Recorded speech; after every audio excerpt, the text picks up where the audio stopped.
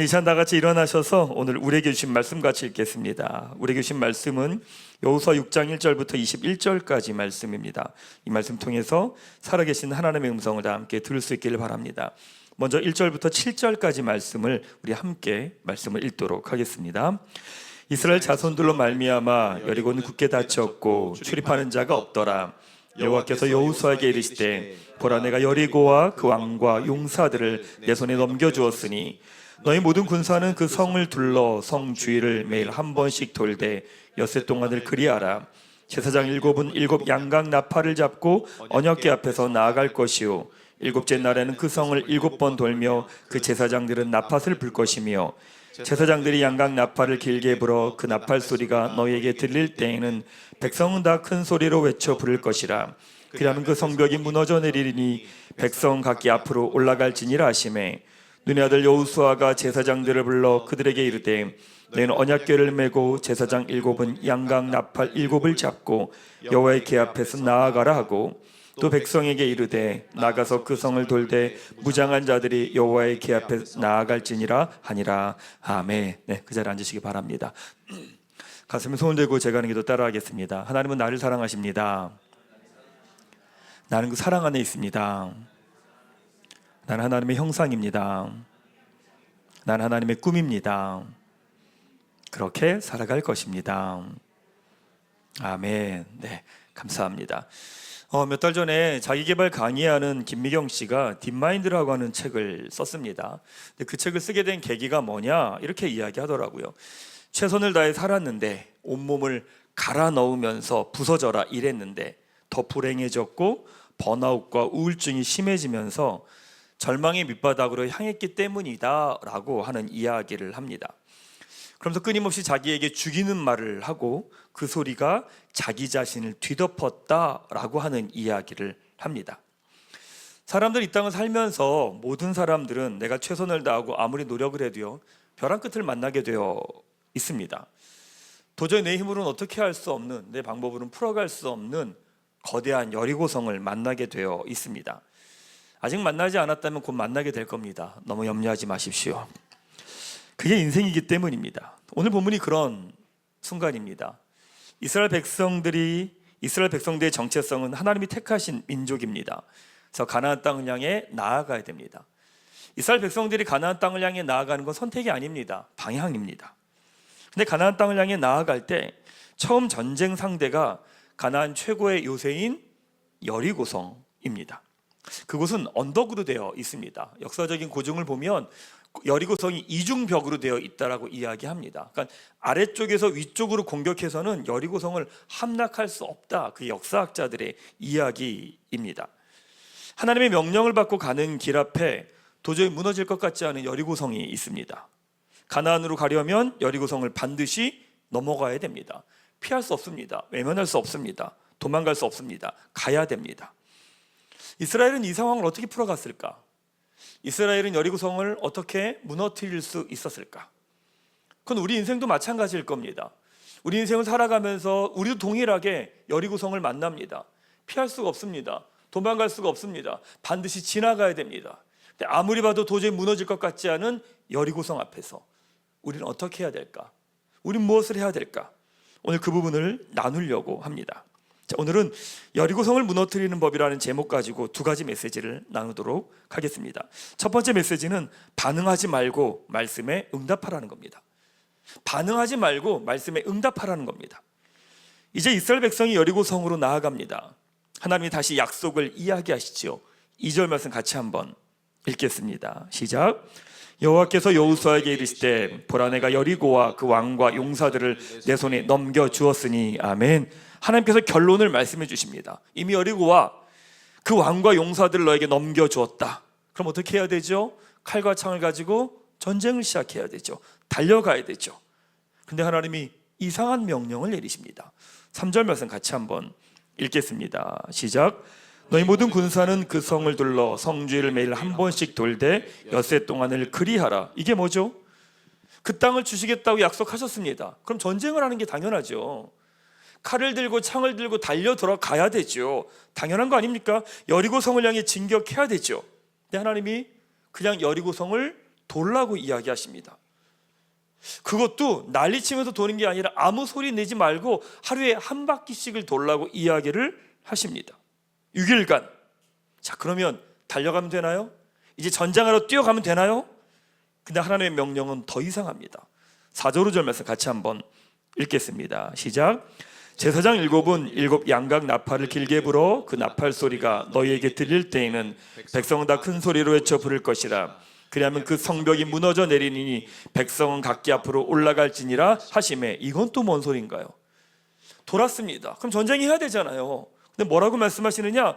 나팔 소리가 들리면 너희는 큰 소리로 성벽을 향해 소리를 지르라고 이야기하십니다. 그러면 성벽이 무너질 거라고 말씀하세요. 아니, 전쟁을 해야 되는 상황인데 왜 하나님은 이런 이야기를 하시죠? 전쟁은 우리가 달려가야 되는 거 아닙니까? 전쟁은 칼과 창을 가지고 적군을 향해 달려들어야 되는 것 아닌가요? 근데 하나님은 주어진 상황에 반응하는 것이 아니라 하나님의 말씀에 응답하라고 이야기하십니다. 우리 삶으로 들어가 볼까요? 반응은 본능적인 겁니다. 응답은 의식적인 겁니다. 우리는 지금까지 살면서 우리만의 방식이 있고 패턴이 있습니다. 특히 무너질 것 같지 않은 여리고성 앞에 서면 자연스럽게 나타나는 나의 반응이 있습니다. 이 반응은 한순간에 만들어진 것이 아니라 나의 지난 모든 삶의 과정을 통해서 만들어진 겁니다. 그래서 나도 모르게 그냥 반응합니다. 약간 본능과 같은 거죠. 어떤 분들은 문제가 생기면 회피합니다. 피합니다. 그 이야기 자체를 꺼내지 않습니다. 어떤 분들은 어려운 일이 생기면 화를 내기 시작합니다. 주변 사람들에게 화를 내고요, 다른 사람들 탓을 합니다. 어떤 분들은 문제가 생기면 그 문제를 풀어보겠다고 난리를 칩니다. 혼자 그 짐을 다 떠안고 고민하고 힘들어합니다. 돌아보면 우리 인생은 대부분 다 반응이에요. 주변에 일어나는 모든 상황 앞에서 내 안에 있는 나에게 나타나는 자연스러운 반응이에요. 그러니까 내가 반응한다는 것조차 모르고 반응을 해버리는 거죠. 지금까지 살아온 삶의 방식으로 반응을 합니다. 피로사회를 썼던 한병철 교수가 최근에 불안사회라고 하는 책을 썼습니다. 근데 거기서 이런 이야기를 하더라고요. 언어학자 프리드리히 클루케가 어언사전에서 희망을 이렇게 표현한답니다. 앞으로 몸을 굽힘으로써 더 멀리, 더 정확히 보려고 하는 것. 이게 희망이라는 거예요. 희망은 뭐냐면 몸을 구부려서 더 자세히 보고 더 정확히 보려고 하는 것. 그걸 희망이다 라고 정의하더라고요. 이렇게 설명할 수 있을 것 같습니다. 불안은 인간의 반응입니다. 살려고 하고 자기를 지키려고 하는 인간에게 본능적으로 나타나는 반응이기도 합니다. 희망은 응답입니다. 현실과 상황이 아니라 새로운 것과 가능성을 보려고 하는 의지적인 응답입니다. 그런 측면에서 보면 신앙이 없는 분들은 희망을 갖는다는 건 불가능한 것 같아요. 왜냐하면 새로운 것과 가능성을 볼 근거가 없거든요. 신앙은 지금까지 살면서 만들어진 나의 반응으로 사는 것이 아니라 하나님이 하신 말씀에 응답하는 것, 그게 신앙입니다. 무너질 것 같지 않은 여리고성 앞에 있으면 두렵죠. 당연히 두렵죠. 두려움에 반응해서 피하고 도망가고 절망에 앉아있는 것, 그게 우리 반응입니다. 신앙도요, 두려워요. 신앙도 여리고성 앞에 있으면 두려워요. 불안해요. 그런데 내가 여리고와 그 왕과 용사들을 내 손에 넘겨주었으니 그 말씀에 응답해서 여리고성을 도는 거예요. 여러분, 신앙이 성장하는 건 반응에서 응답이 더 많아지는 거예요. 신앙이 성장하는 건 다른 게 아니에요. 큰 소리로 기도하고 예배하고 신앙이 열심을 내는 것, 그게 본질이 아니라 신앙이 성장하는 건 초반에는 언제나 나의 근본적인 기본 반응에서 나와요. 나에게 나의 삶의 모습으로 나와요. 그런데 하나님의 말씀에 응답하는 모습이 점점 내 삶에 많아져 가는 것, 그게 신앙이 성장하는 겁니다. 지금까지 내가 살려고 자동적으로 반응했죠. 근데 이제는 하나님의 말씀에 응답해가는 과정, 그게 신앙의 과정입니다. 예를 들면 맞지 않는 사람들을 많이 만나죠. 그 옛날에 어떻게 해요? 나랑 안 맞네? 사람은 압니다. 기본적으로 저 사람하고 나하고 맞지 안 맞는지를 너무 잘 압니다. 안 맞으면 어떻게 해요? 안 봅니다. 피합니다. 도망갑니다. 그게 우리의 반응이죠. 성경 뭐라고 말씀하세요? 서로가 연결되고 결합되어 자라간다라고 말씀하시는 거예요. 그러니까 그 말씀에 응답해서 그 사람에게 다가가고 그 사람을 알아가려고 하고 그 사람과 함께 하려고 하는 것, 그게 응답이에요. 어떤 분은 자기 자신이 문제를 해결하려고 언제나 달려들어요. 내가 결정하고 내가 풀어가려고 해요. 그럼 그 사람의 반응입니다. 이분은 왜 이런 모습을 보일까? 내가 하나님이니까, 내가 해결해야 되니까, 내가 풀어가야 되니까, 누구도 풀어주지 않으니까 당연히 문제가 생기면 달려드는 거죠. 그러니까 이분이 믿음으로 응답하는 것은 무엇일까요? 잠잠히 기다리는 겁니다. 왜요? 하나님이 일하시기 때문입니다. 물론 어떤 분은 문제가 생기면 그냥 무기력해지는 분들이 있습니다. 왜요? 내가 할 수 있는 게 아무것도 없으니까. 그분의 반응입니다. 이분은 왜 이런 모습을 보일까요? 내가 하나님이니까, 내가 해결할 수 없다고 내가 판단을 내린 거니까. 그럼 이분이 말씀으로 믿음으로 응답하는 것은 뭘까요? 부딪히는 거예요. 부딪히는 거예요. 왜냐하면 하나님이 일하시기 때문이죠. 사랑하는 여러분, 지금까지 여러분이 살아온 삶의 반응은 어떤 반응이 있으십니까? 여러분이 여리고성을 만나면 여러분에게 나타나는 자연스러운 반응은 어떤 것이었습니까? 그러면 하나님을 향한 믿음으로 응답하는 것은 어떤 걸까요? 하나님의 말씀에 응답하는 건 여러분들에겐 어떤 모습일까요?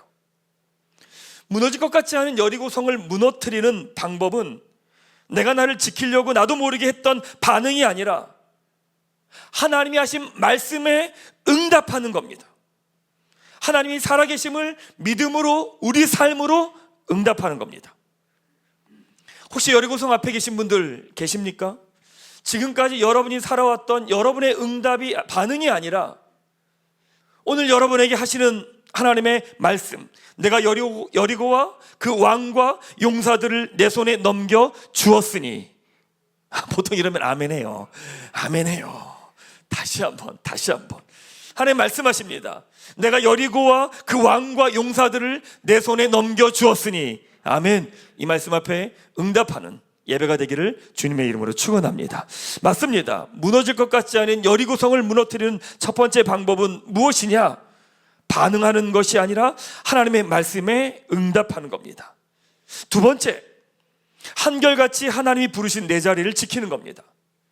한결같이 하나님이 부르신 내 자리를 지키는 거죠. 하나님이 이스라엘 백성들에게 여리고성을 돌라고 하시면서 명령하신 게 있습니다. 8절 9절 말씀 같이 한번 읽도록 하겠습니다. 시작. 여호수아가 백성에게 이르기를 마침에 제사장 7은 양각 나팔 7을 잡고 여호와 앞에서 나아가매 나팔을 불고 여호와의 언약궤는 그 뒤를 따르며 그 무장한 자들은 나팔 부는 제사장들 앞에서 행진하며 후군은 궤 뒤를 따르고 제사장들은 나팔을 불며 행진하더라. 여리고성을 무너뜨리는 시작은 찬양입니다. 하나님의 언약궤 앞에서 제사장들이 나팔을 불며 행진을 합니다. 하나님을 찬양하는 거죠. 하나님의 임재를 상징하는 겁니다. 사람들은 여리고성 앞에 서는 순간 우리의 감사와 찬양이 없어져 버립니다. 그냥 이미 무너져 버립니다. 놀랍죠? 여리고성 앞에서 해야 될 일이 뭐예요? 하나님이 하신 말씀 앞에 응답하는 찬양이 먼저 시작되는 거예요. 하나님께 선하시다, 하나님 능력이 하나님이다, 신실하시다, 그 하나님을 찬양합니다. 우리 눈앞에 있는 현실을 낙심하고 절망하지만 바로 그 자리에도 하나님이 일하시기에 하나님을 향한 찬양과 임재는 당연합니다. 그래서 하나님이 명령하시는 게 있습니다. 10절 말씀 같이 한번 말씀을 읽도록 하겠습니다. 여호수아가 백성에게 명령하이르되 너희는 외치지 말며 너희 음성을 들리게 하지 말며 너희 입에서 아무 말도 내지 말라. 그리하다가 내가 너희에게 명령하여 외치라 하는 날에 외칠지니라 하고, 하나님 명령하신 건 뭐냐? 아무 소리도 내지 말라는 거예요. 아무 말도 하지 말라고 하시는 겁니다. 왜 그러셨을까? 이스라엘 백성은 이해되지 않는 싸움을 하는 겁니다. 전쟁은 창과 칼로 하는 거죠. 그래서 이스라엘 백성들에게 성을 그냥 돌라고 말씀하십니다. 말이 안 됩니다. 그래서 그들의 입술에 나오는 게 뭐예요? 불만과 원망과 짜증과 불평일 겁니다. 불신과 비난의 말로 가득했겠죠. 하나님은 그 말을 하지 말라고 하시는 겁니다. 생각해보면 여리고성은 우리 외부에 있지 않습니다. 바로 우리 내부에 있습니다. 이스라엘 백성들 안에 있습니다. 이스라엘 백성들이 이해되지 않고 납득되지 않고 받아들일 수 없는 그것이 여리고성인데 그들의 마음 안에 있는 거예요.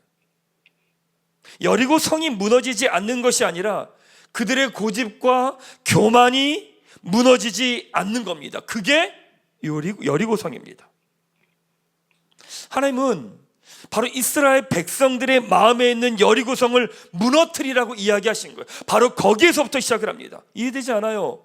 받아들여지지 않아요. 근데 여리고성을 도는 거예요. 내 안에 불평과 원망이 몰려오지만 입으로 이야기하지 않고 잠잠히 여리고성을 도는 거예요. 그리고 하나님 부르신 그 자리를 묵묵히 걸어가는 겁니다. 이제 우리 삶으로 한번 들어와 볼까요? 여리고성을 향해 나아갈 때 여러분에게 진짜 여리고성은 어디 있습니까? 여리고성이 박혀 있나요? 아니요, 우리 마음에 있습니다. 이미 내 마음 가운데 무너지지 않는다라고 나는 규정을 내려버립니다. 그럼 우리는 더 이상 움직이지 않습니다.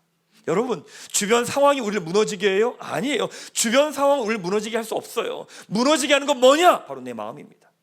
여리고성이 저 밖에 있어요? 아니에요. 여리고성은 바로 내 안에 있어요. 내 마음에 있어요.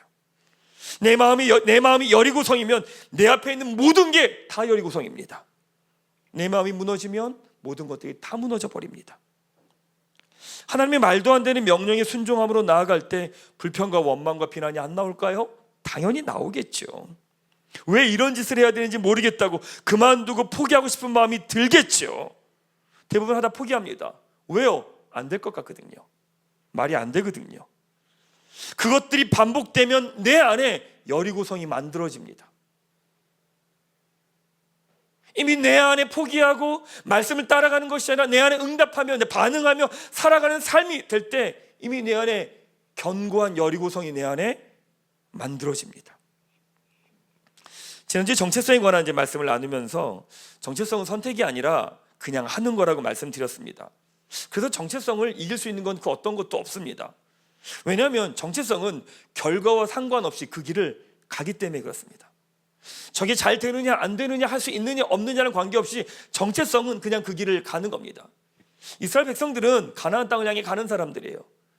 그 길을 가면서 여리고성을 이길 수 있느냐 없느냐가 중요하지 않아요. 그냥 그들은 가는 거예요. 그게 정체성이에요. 예전에 나왔던 영화 중에 주유소 습격 사건이라는 영화가 있습니다. 아십니까? 이건 좀 오래되신 분들이에요. 이거는요. 또 몇 년 전에 극한 직업이라고 하는 영화가 나왔습니다. 놀랍게 그 영화에서 똑같은 대사가 나옵니다. 그게 뭔지 아십니까? 나는 한 놈만 팬다는 겁니다. 그 영화에 똑같이 나오는 대사입니다. 주유소 습격 사건에서 김수로가 유호성에게 왜 나만 따라다니냐고 막 뭐라 해요. 그러니까 유호성이 뭐라고 말하냐면 나는 한 놈만 패. 그래서 김수로만 쫓아다니면서 때리는 겁니다. 다른 사람한테 마저도 신경 안 씁니다. 김수로만 자꾸 쫓아다니면서 때립니다. 극한 직업인가? 그 드라마 영화에서도 나오더라고요. 중국인 조폭이 진성규에게 왜 나만 가지고 그러냐고. 그러니까 진성규가 네가 나보다 못생겼다고 그러지 나보고 못생겼다고 그러지 않았냐고. 그럼 난 너만 때릴 거라고. 다른 사람들이 때리는데 신경 안 쓰고요, 그 사람만 쫓아다니면서 때립니다. 예전에 사역할 때 했던 전사님들 중에 한 분이 그런 이야기 하는 거예요. 목사님, 제가 목사 안수를 받아야 될지 잘 모르겠습니다. 이런 이야기를 하는 거예요. 자기 전도사인데 이제 신학교를 다니고 있는데 졸업하면서 목사 안수를 받아야 될지 모르겠다는 거예요. 그래서 제가 무슨 얘기를 했냐면 이런 얘기했습니다. 부르심을 받은 사람에겐 예수밖에 없습니다. 부르심을 받은 사람에겐 다른 선택이 없습니다. 나에게 다른 선택이 있다고 생각하면 부르심 받은 게 아닐 겁니다. 이렇게 이야기했어요.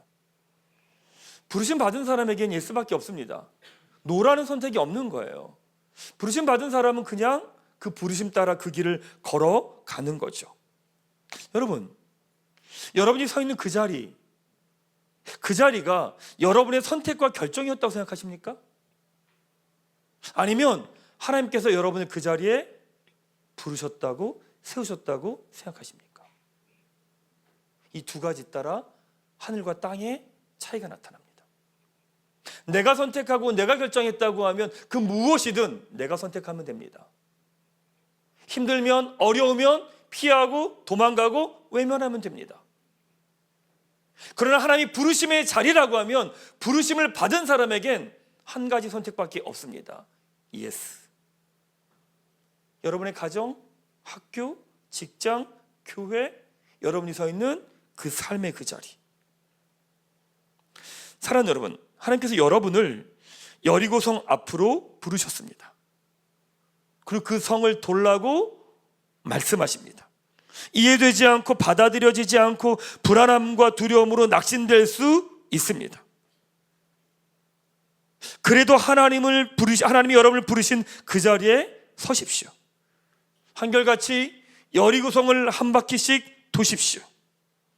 지금 서 있는 그 자리는 하나님이 부르셔서 여러분을 그 자리에 세우신 겁니다. 아무런 변화가 보이지 않을지라도, 달라지는 것이 하나도 없을지라도 여러분을 부르신 그 자리에 서십시오. 그런 시간들을 통해 여러분 안에 있는 여리고성과 여러분 밖에 있는 그 여리고성이 무너질 거라고 믿습니다. 말씀을 한번 정리 한번 해보겠습니다. 말씀 처음 시작할 때 김미경 씨가 여리고성 같은 상황을 어떻게 벗어났을까? 책에서 이런 이야기를 합니다. 다이어리를 펴서 나를 살리는 말을 쓰기 시작했다. 아주 사소한 것부터 감사한 일을 찾아 적기 시작했다. 산산이 부서졌던 자존감을 다시 세우기 위해 일부러 나를 칭찬하는 말을 적었고, 자꾸 남 탓하고 원망하는 것을 멈추기 위해 반성할 일을 적어 내려갔다. 그렇게 나는 나를 살리기 위해 본능적으로 다른 말을 하기 시작했다. 그러자 놀라운 일이 벌어졌다. 그전에는 전혀 생각도 못 해봤던 말이 머릿속에 떠올랐다.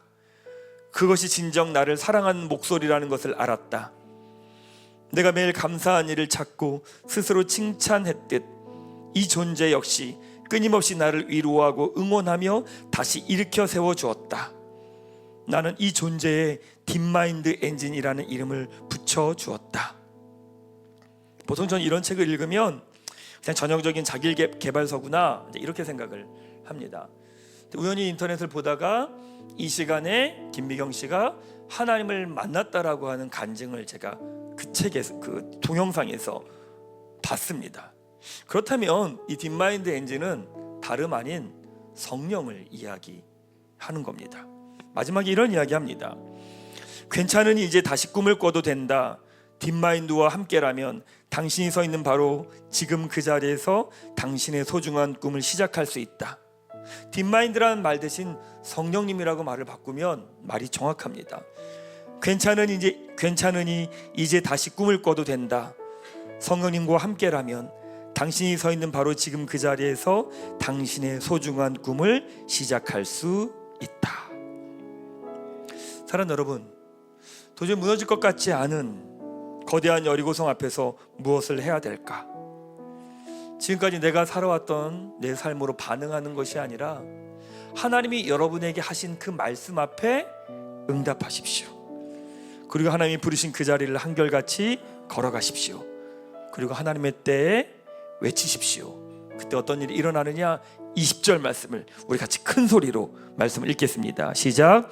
백성이 나팔 소리를 들을 때에 크게 소리질러 외치니 성벽이 무너져 내린지라. 아멘. 도저히 무너질 것 같지 않은 여리고성이 무너질 것입니다. 이 믿음의 길을 걸어가는 여러분 한 분 한 분 되시기를 주님의 이름으로 축원합니다.